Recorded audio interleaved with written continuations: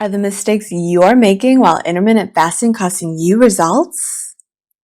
Watch this video to learn 3 of the biggest mistakes people make with intermittent fasting and the easy tweaks that you can make to your intermittent fasting plan to get amazing results.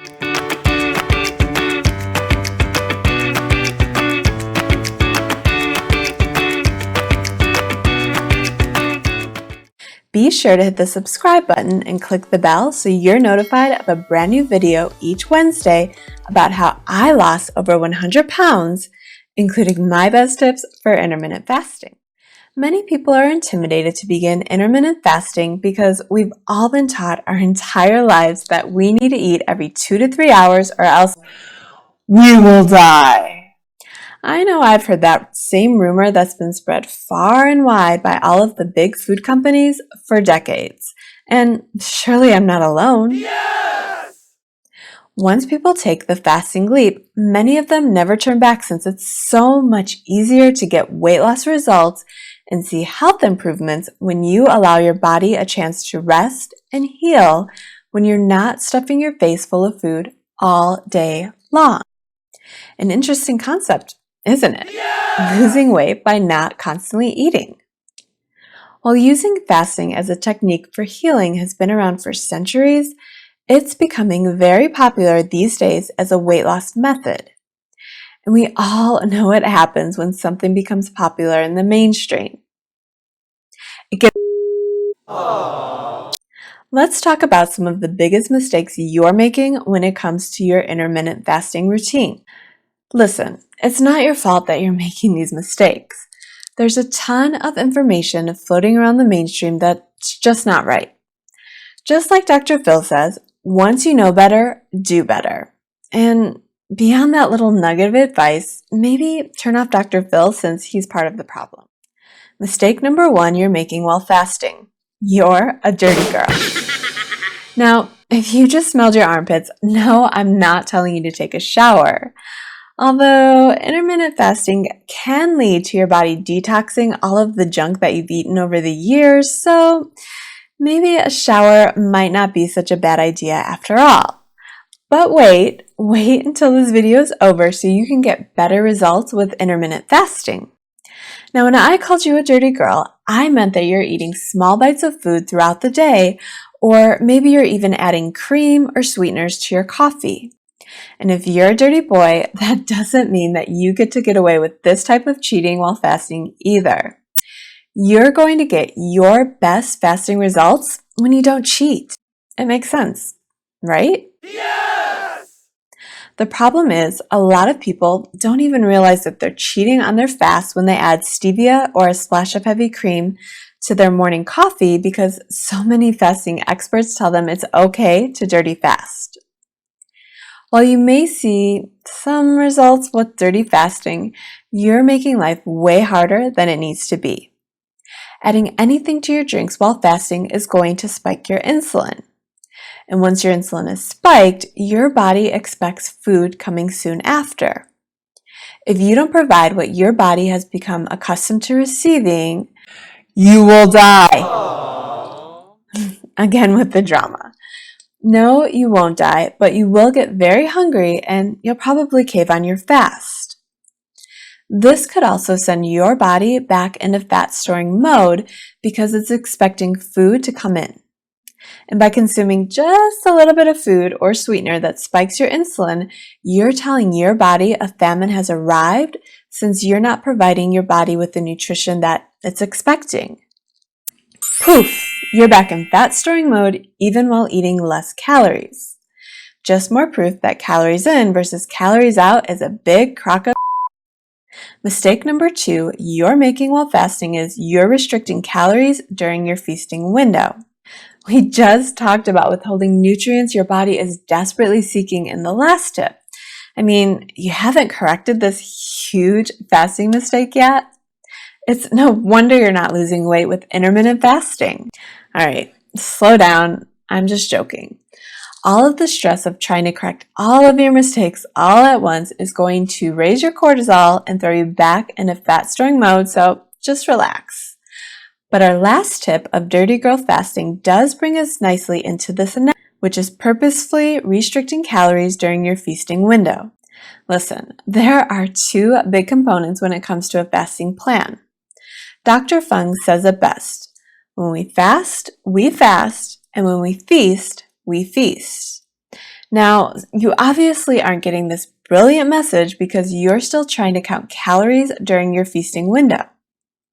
You're purposefully withholding nutrients that your body desperately needs because you can't get the notion of calories in versus calories out of your head. And like most dieters, you assume restricting more calories will lead to more results. I just told you counting calories is a crock of and I meant it. Also, all of the restriction is still going to send you into fat storing mode for the same reason. Your body thinks it's in a famine and it will hold on to stored fat for dear life. Don't hear me wrong here. I'm not telling you to shove everything you can find into your face just because it's your feasting window. Eating past satiation will never get you the results that you want. But don't purposefully starve yourself during your feasting window because some other mainstream diet guru keeps telling you that it's all about the calories. It's not. That's been proven wrong time and again. The expert who's still telling you it's all about the calories probably even know that she's wrong. She's just too much of a bully to publicly admit that she was wrong. Your body is an amazing machine. You need to allow it to do its job properly by listening to your satiety signals. Your body will release hormones to make you feel full when you've eaten enough. If you keep restricting calories during your feast, this is guaranteed to backfire. The third mistake you're making while fasting is you're eating too much junk during your feasting window. Alright, so I just told you not to restrict food during your feasting window, and now here I go telling you to restrict food during your feasting window. But that's only because you're eating too much junk food during your feasting window.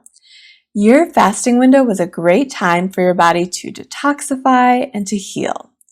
But if you go into your feasting window with a big old plate of junk food because you feel deprived from not eating for an extended time period, you're only providing your body with more junk that it will need to detoxify from and heal. You're perpetuating an exhausting cycle because some other fasting expert told you that you can eat whatever you want during your feasting window. Now, I'm not saying that all of your meals only need to consist of all of the vegetables so you can fill your body up with nutrients. But breaking your fast with an ice cream sandwich and then following that up with half a bag of Doritos and then ending your fast with a salami sandwich and the rest of the family-sized bag of Doritos will not lead to the fasting results that you want. You're going to feel like crap because all you're eating is crap. Quit perpetuating this cycle of feeling like junk from eating junk by eating real, whole foods during your feasting window. Nourish your body with the nutrients it desperately needs to be healthy. In fact, when you establish a fasting routine, it's even more important to nourish your body with nutrient-dense whole foods. When you're in the fasted state, your body breaks down damaged components and uses them for energy. While fasting, you're cleaning and healing your body. This results in your body becoming more sensitive to what you're eating while you're feasting. If you're eating foods filled with nutrients to nourish your body, then you'll speed up the healing process. Now, on the other hand, if you're eating foods filled with chemicals and junk, you're just going to feel hungry all of the time, and you're going to continue the cycle of craving even more junk. To sum it up, 3 big mistakes you're making while intermittent fasting include: you're fasting dirty, you're purposefully restricting calories, and you're eating too much junk. Those are only 3 of the biggest mistakes that you're making while intermittent fasting. If you want to hear even more mistakes that you're making, leave a comment below.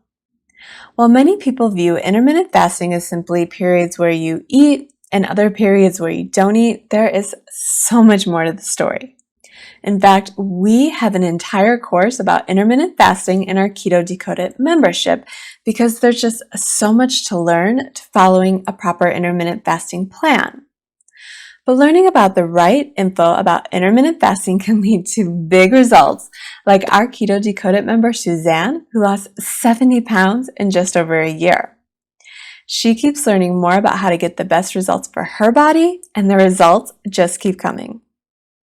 If you want to learn even more about my intermittent fasting story and how I lost over 100 pounds by implementing an easy fasting plan into my daily routine, check out episode 23 of Chat the Fat. Go to chatthefat.com or listen on your favorite podcasting app. I have an entire episode that gets into how I found success with intermittent fasting. All right, I'll see you next Wednesday when I'm going to talk about how to live an easier keto lifestyle when the rest of your family doesn't want to change their ways. I have tips to make cooking a breeze even if your family still eats all the carbs.